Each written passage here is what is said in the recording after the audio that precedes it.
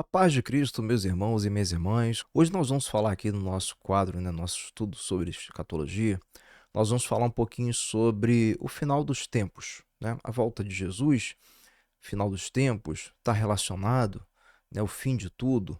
O que a Bíblia quis dizer quando falou que esse evangelho do reino seria pregado para testemunho de todas as nações e aí sim depois viria o fim? O que a Bíblia quis dizer com isso? Aonde entra os 144 mil selados nessa história? Né? Qual é a missão deles? Precisa realmente, para Jesus voltar, o evangelho ser pregado em todo mundo? Porque nós sabemos que existem países que é proibido a pregação do evangelho. Então a pregação lá é punida com prisão ou até mesmo morte. Então todas essas questões nós vamos procurar esclarecer no nosso programa de hoje, tá bom? Então vamos lá, começando aqui, pessoal. Vamos ler aqui um versículo que é a base para tudo isso, que é justamente esse versículo aqui, ó. Mateus capítulo 24, versículo 14. E este evangelho do reino, presta atenção nisso aqui, ó. Evangelho do reino será pregado em todo o mundo. Realmente a Bíblia fala sobre isso, hein? Que o evangelho precisa ser pregado em todo o mundo. Em testemunho a todas as nações. E então virá o fim. Muitas pessoas, baseando-se nesse versículo, acreditam que, por exemplo, para poder Jesus voltar, é preciso que o evangelho que ele seja pregado em todo mundo. E como não foi pregado ainda, então a pessoa às vezes ela fica até assim tranquila, né? Fica, não vai voltar agora porque não foi pregado ainda em todo mundo. E não foi pregado mesmo, tá? É uma realidade isso. Só que de contrapartida, isso é muito ruim. Por quê? Porque gera na pessoa, primeiro, um mau entendimento, segundo, uma falsa segurança, né? Porque o Senhor Jesus ele nos ensinou que a volta dele, o arrebatamento, melhor dizendo, o arrebatamento, porque arrebatamento é um evento e a volta dele, a segunda vinda dele, é um outro evento.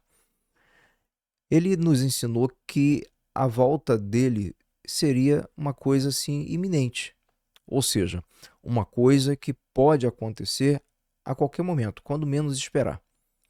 Tem várias citações, ele falando a respeito do pai de família, se soubesse que o ladrão viria à noite, com certeza iria se precaver, entendeu? Porque ninguém sabe hora, o momento, o dia em que um ladrão pode vir a invadir uma casa. Se soubesse, colocaria guardas, chamaria a polícia, botaria a polícia lá de escolta, enfim. Então, a gente não pode misturar essas coisas e ter um mau entendimento da palavra. Agora, uma outra coisa que é verdadeira é que, por exemplo, países aqui como Coreia do Norte, por exemplo, total proibição. Lá é totalmente proibido a pregação do evangelho. A punição, os cristãos lá enfrentam prisão ou execução. Então, muitos cristãos lá, eles são literalmente executados, morrem. Então, muitas pessoas nesse país não conhecem o evangelho, não conhecem a salvação de Jesus. E aí tem, por exemplo, Afeganistão, Somália, Irã, Paquistão, entre outros. Aí como é que fica essa história então, pastor? Eu explico para vocês. Não é aquilo que a Bíblia está dizendo em Mateus 24, 14, que o evangelho precisa ser pregado em todo mundo, é uma realidade, vai ser pregado. Só que ali não fala a respeito do arrebatamento, ali fala a respeito do fim. O fim está ligado à volta de Jesus, que é o fim de todas as coisas, onde ele vai implementar o milênio dele aqui. Entendeu? Então, um evento é uma coisa e o outro é outra coisa. O arrebatamento da igreja é um evento e a segunda vinda, o milênio, o fim, é outro evento. Então, quando o Senhor Jesus ele falou que esse evangelho do reino precisa ser pregado em todo mundo, ele estava enganado? Não, precisa. Só que ele estava falando a respeito do fim, não do arrebatamento. Então, para o arrebatamento acontecer, não precisa que o evangelho seja pregado em todo mundo. Por exemplo, hoje nós temos aí um percentual, pessoal. Deixa eu até ver aqui para vocês, eu fiz uma anotação aqui. Ó, segundo dados recentes, cerca de 73% da população mundial já teve algum acesso ao Evangelho. 73%. Enquanto 27% ainda não foram alcançados. Justamente aqui equivale a esses países aí que não tem como, né? Eu sei que às vezes tem eventos missionários, mas tem pessoas até que são pegas pregando evangelho, são presas ou até mesmo executadas, como eu falei para vocês. Então, obviamente que esse número, com o passar do tempo, ele cresceu bastante devido à tradução da Bíblia, né, para milhares de idiomas, também ajudou. A expansão das missões cristãs em regiões remotas também ajudou bastante. Então, esse parâmetro aqui, o que acontece? Hoje, por exemplo, o evangelho não foi pregado em todo mundo. 27% ainda não tem acesso ao evangelho. Mas Jesus pode voltar? Pode voltar. Voltar no sentido de arrebatamento. Como nós vimos no estudo sobre o arrebatamento, sobre a volta de Jesus, o que acontece? O que os nossos irmãos pós-tribulacionistas eles não entendem? Jesus vai voltar 2 vezes, né? Eles argumentam isso. O arrebatamento não vai ser secreto, ninguém vai ver, mas a Bíblia diz que todo olho verá. E realmente a Bíblia diz que todo olho verá, mas não o arrebatamento em si, né? O evento em si acontecendo, todo olho não vai ver Jesus no arrebatamento. As pessoas vão presenciar o arrebatamento, porque as pessoas simplesmente que serão arrebatadas irão desaparecer, vão sumir. Em determinado momento, vamos supor que isso aconteça de dia. Um exemplo, tá? O arrebatamento aconteça de dia. Vão ter 2 pessoas, uma vai simplesmente desaparecer. Num avião, por exemplo, várias pessoas vão desaparecer. Inclusive, muitas vezes, até o piloto, se for de Jesus. E aí já começa o caos, né? Mas, enfim. Então, eles não conseguem entender isso. Lá na carta de Paulo aos Tessalonicenses, por exemplo, que fala sobre o arrebatamento, o Paulo ele deixa claro lá que Jesus desce do céu. Aí por isso que os pós-tribulacionistas, eles acreditam. Então é a volta dele, tá descendo. Ele vai descer 2 vezes. Então, só que eles não se atentam que ele desce do céu, desceu, né? Mas ele não pisa, ele não vem para a terra nesse evento. Eu expliquei no outro estudo. A igreja, que é levada pelo Espírito Santo no arrebatamento, as nuvens encontrar o Senhor nos ares. É isso que está escrito lá. Ele não desce na terra. Até porque em João 14:2, ali, Jesus ele deixa claro que no céu, ele fala assim, não se turbe o vosso coração, crede em Deus. Na casa de meu pai há muitas moradas. Ele estava se referindo ao céu. Ao céu, mesmo céu, pessoal, que o Paulo ele foi levado em espírito. Ele não sabe se é em espírito, se foi na carne, mas ele foi lá no 3º céu, onde é a morada de Deus. Existem 3 céus. O primeiro céu, o segundo céu, que é o universo. O primeiro céu é esse que a gente vê aí, e onde os pássaros voam, né, tudo. Enfim, segundo céu é a parte do universo, né, aquela parte ali dos planetas e tal. E o 3º céu, que é a habitação do Senhor. Ele foi lá, ele chamou esse 3º céu também de paraíso, né, nesse versículo. Então, o que acontece? Lá é a morada de Deus. Então, o que ele está dizendo ali é que Jesus ele desce, porque o texto está claro. Ele desce dos céus e a igreja ela é arrebatada. Os crentes em Cristo ressuscitam primeiro. E aí Paulo fala, né, nós que estivermos vivos seremos arrebatados, transformados, corpos ressurretos, encontraremos com eles, com aqueles que ressuscitaram, que morreram em Cristo, né, nas nuvens, para encontrar o Senhor nos ares. Então, em nenhum momento diz que Jesus vem à terra. E por que o arrebatamento ele é antes da grande tribulação, né, começar? Porque o que acontece? Jesus prometeu, na casa de meu pai há muitas moradas. E ele prometeu que iria voltar e nos levar para lá. Então a igreja vai passar um tempo, um período no céu, lá no 3º céu, na morada de Deus. Vocês estão entendendo? a diferença? Porque os pós-tribulacionistas, eles acreditam que o evento do arrebatamento acontece, só que na segunda vinda de Cristo. Na segunda vinda de Cristo acontece todas as coisas, acontece o arrebatamento, e só que eles se esquecem que na segunda vinda, Jesus ele vem e não volta mais para o céu. Jesus ele vem e coloca aqui, implementa aqui o milênio e vai governar aqui, entende? Então a igreja iria para o céu e Jesus ficaria aqui? Não tem coerência bíblica, porque Jesus ele falou lá mesmo em João 14:2, ele fez uma outra promessa afirmando para a igreja que aonde Jesus estiver, a igreja também estará, entende? Então não fecha.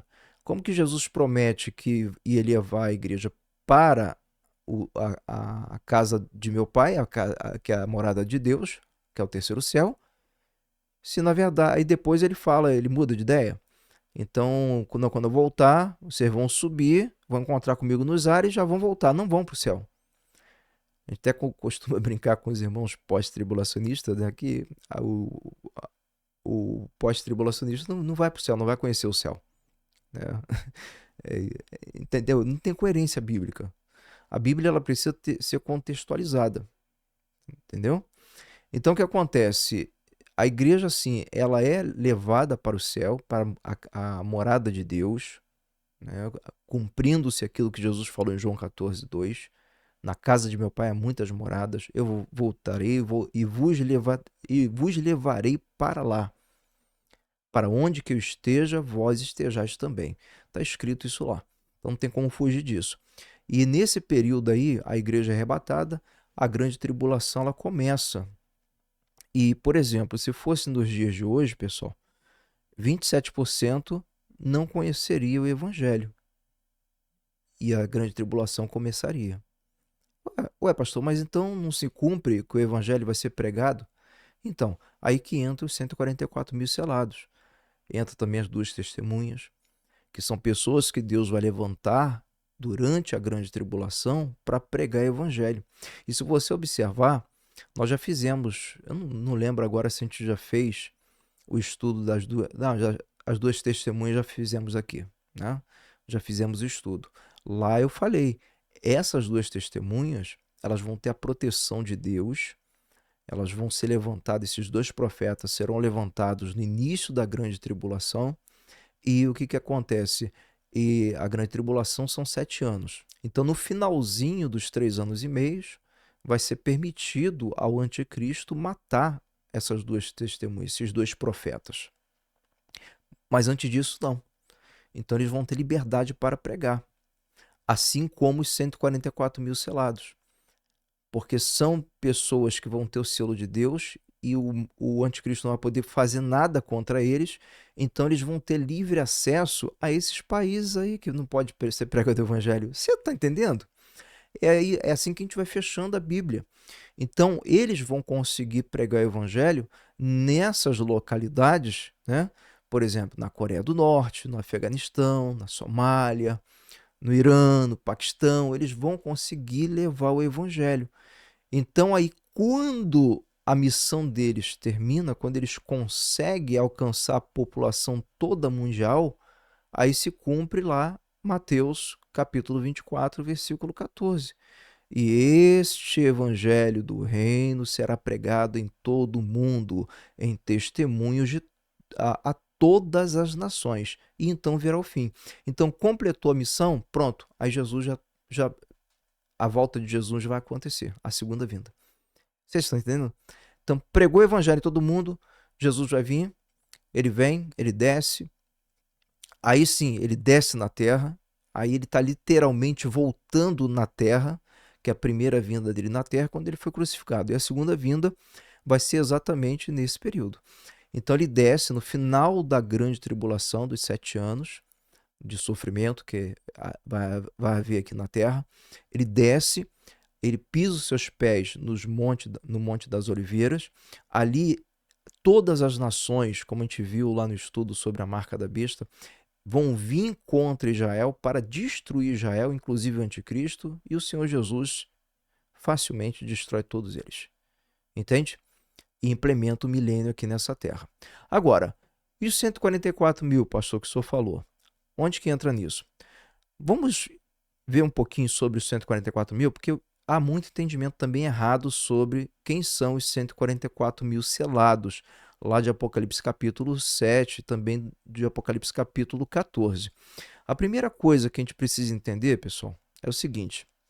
Você sabe que dentro da escatologia tem muitas visões, né?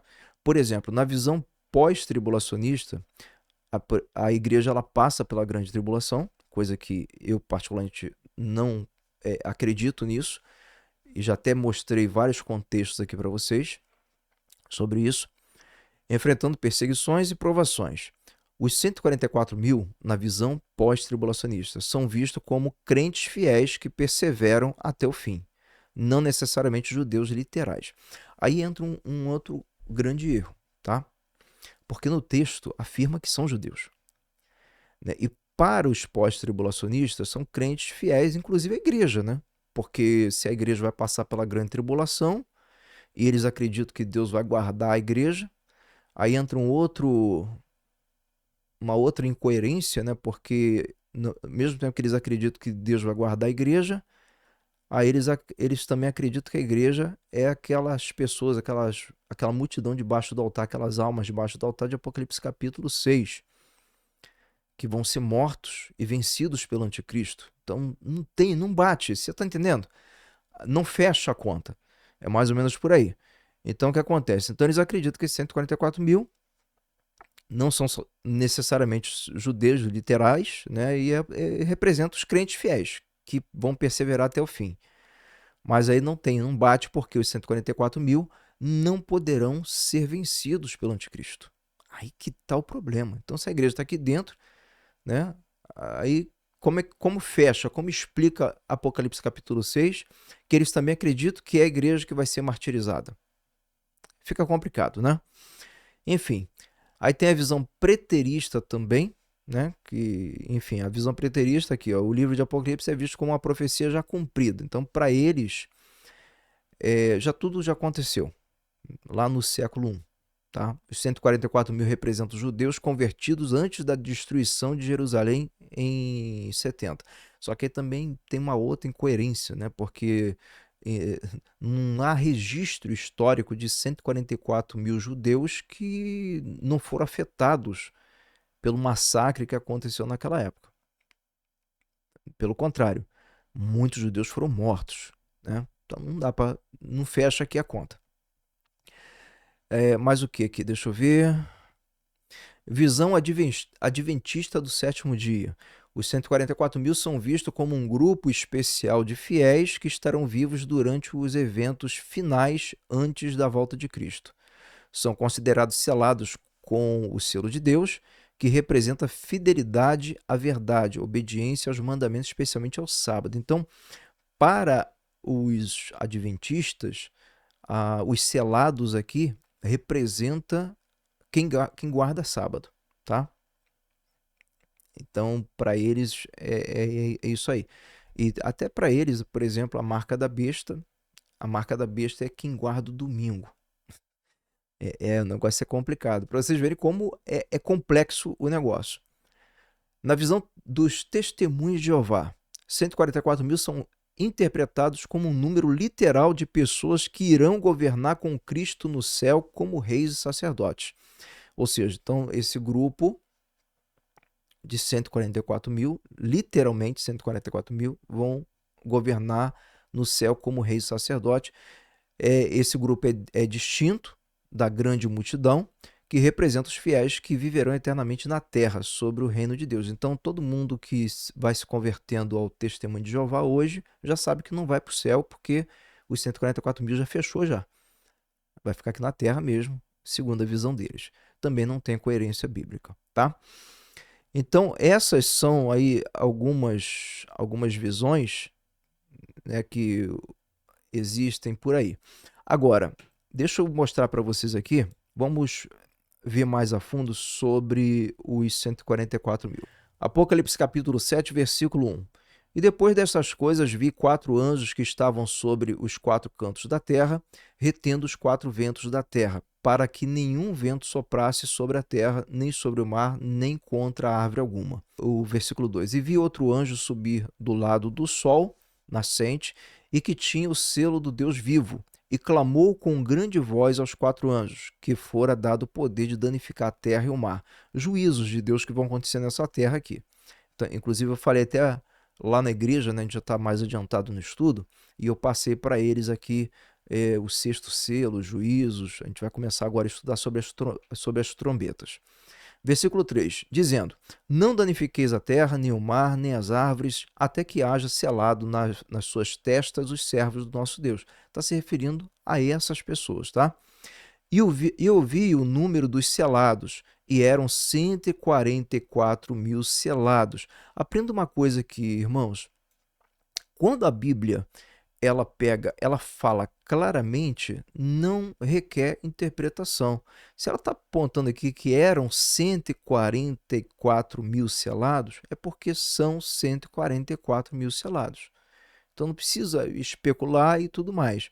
É diferente, por exemplo, daquela Apocalipse 12 e vi uma mulher e tal. Ali pode entrar interpretações. Tanto é que tem gente que acredita que a mulher é a igreja, tem gente que acredita que a mulher é Maria, literalmente, tem gente que acredita que a mulher é o povo de Israel, que é o correto. Tem estudo aqui também no canal, você pode ver aí na playlist Escatologia. Tá? Lá eu explico todas as informações, por que nós acreditamos que é Israel, que são os judeus. Aí vão lá, aí de todas as tribos dos filhos de Israel. Mesma coisa que eu falei sobre a numeração aqui, ó. Tá vendo?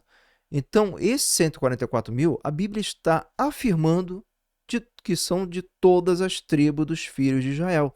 Isso aqui não é a igreja.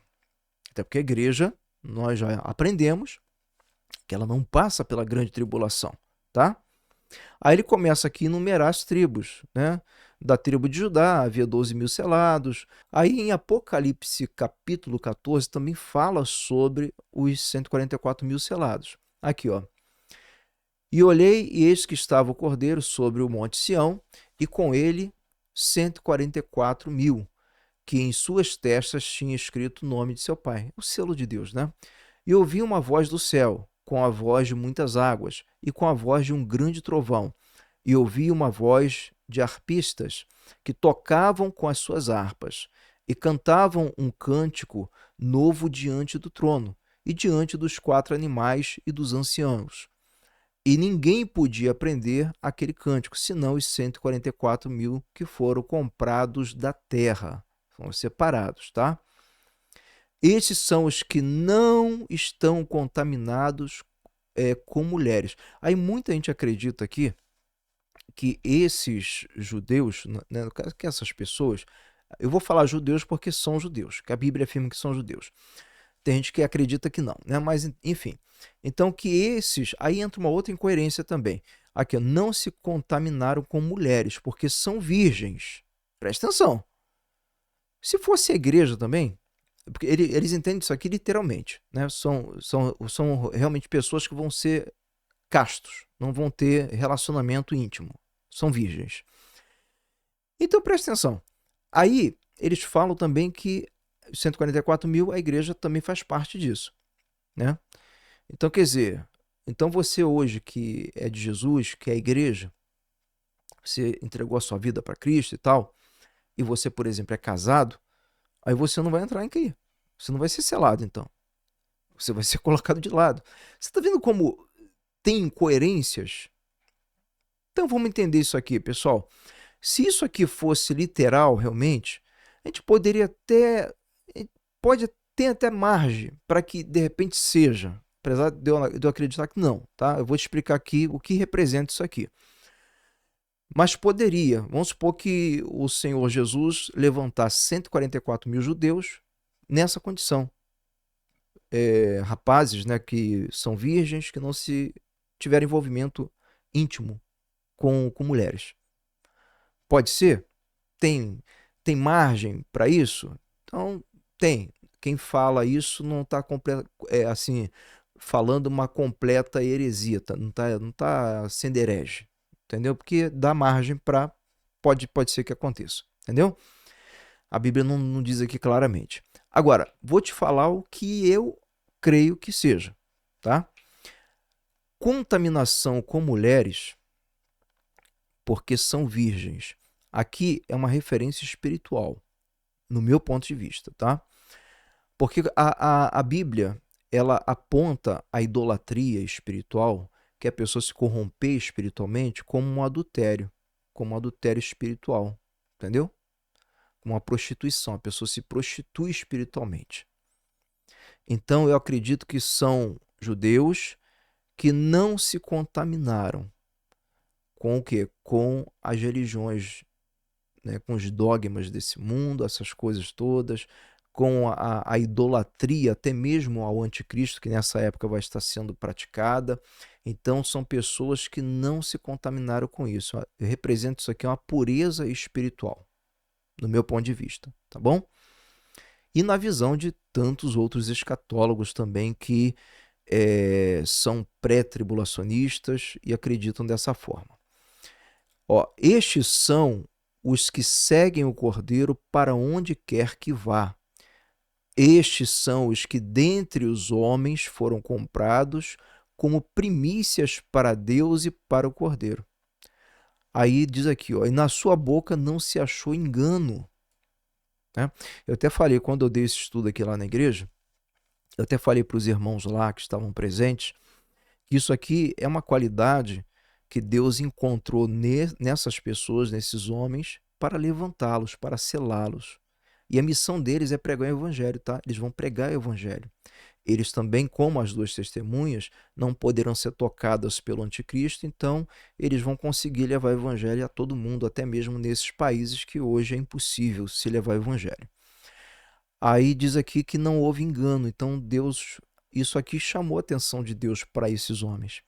Isso aqui, pessoal, trazendo hoje, né, tirando da parte profética, que isso aqui é uma coisa que vai acontecer ainda, mas você pode trazer para os dias de hoje. E trazendo para os dias de hoje, é a mesma coisa também, uma qualidade que Deus quer ver em nós que somos igreja. Nós que hoje, né, confessamos Jesus Cristo como Senhor e Salvador da nossa vida. Então, isso aqui é uma qualidade que precisa ser achada em nós. O engano não pode existir na nossa boca. A palavra de Deus diz que a nossa palavra ela tem que ser sim, sim ou não, não. A mentira, o engano, isso aí tem que passar longe, tá? E por que eu estou falando isso? Porque hoje, infelizmente, muitos estão vivendo na mentira, vivendo no engano, acreditando no engano, porque quando você, exemplo, tá? Infelizmente hoje muitas igrejas que se dizem evangélicas estão corrompidas.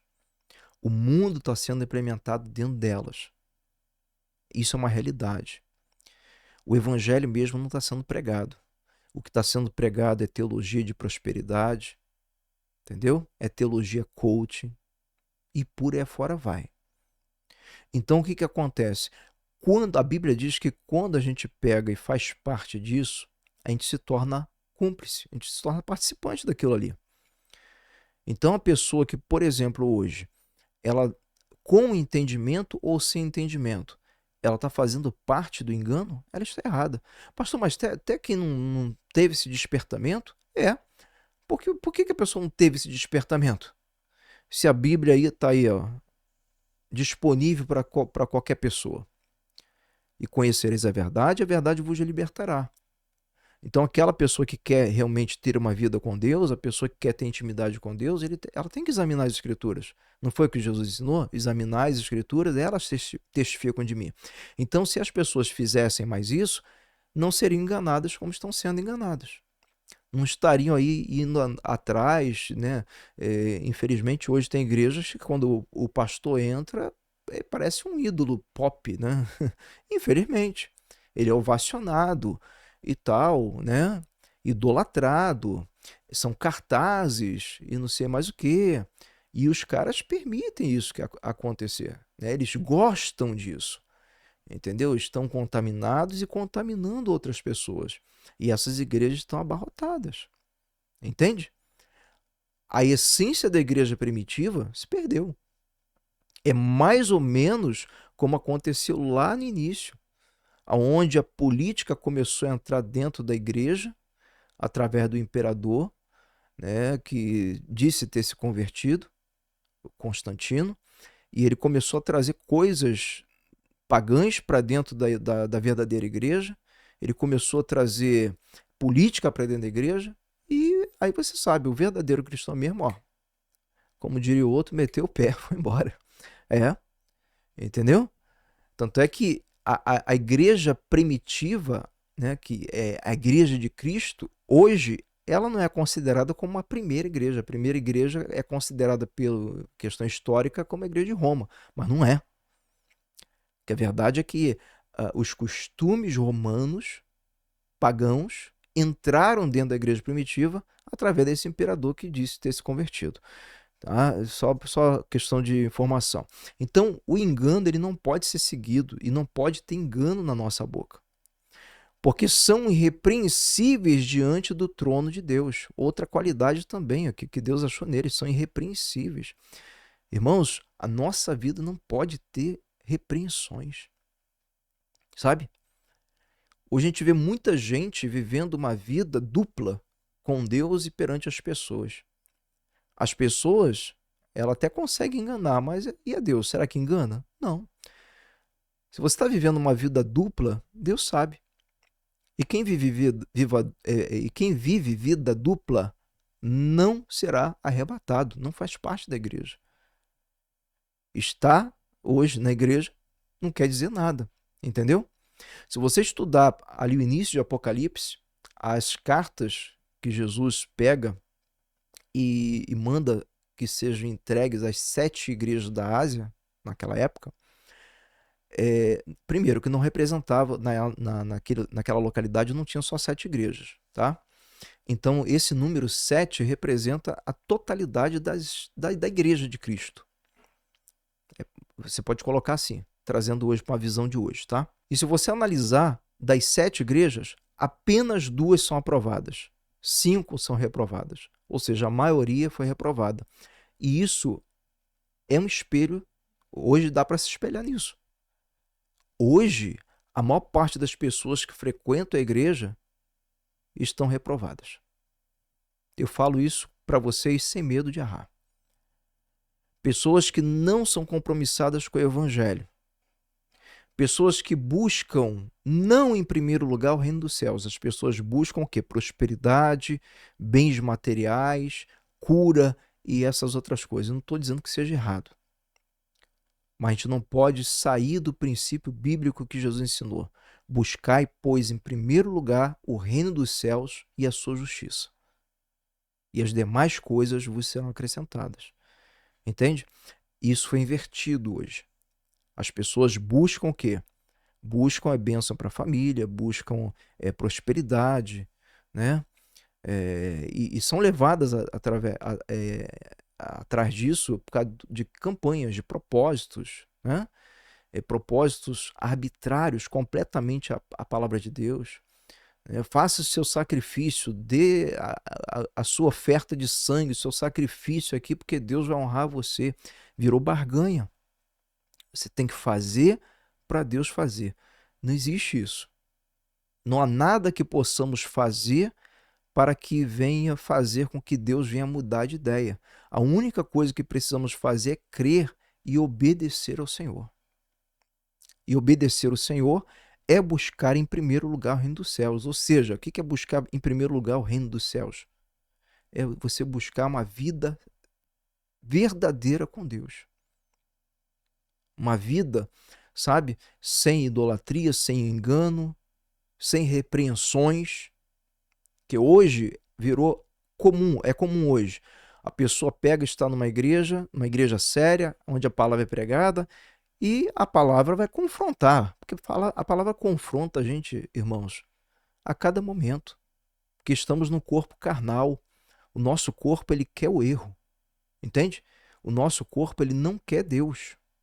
Por isso que a Bíblia diz que a alma, o espírito, ele milita contra a carne contra o espírito. Entende? É uma luta constante. Então a nossa carne não quer Deus. Então o que acontece?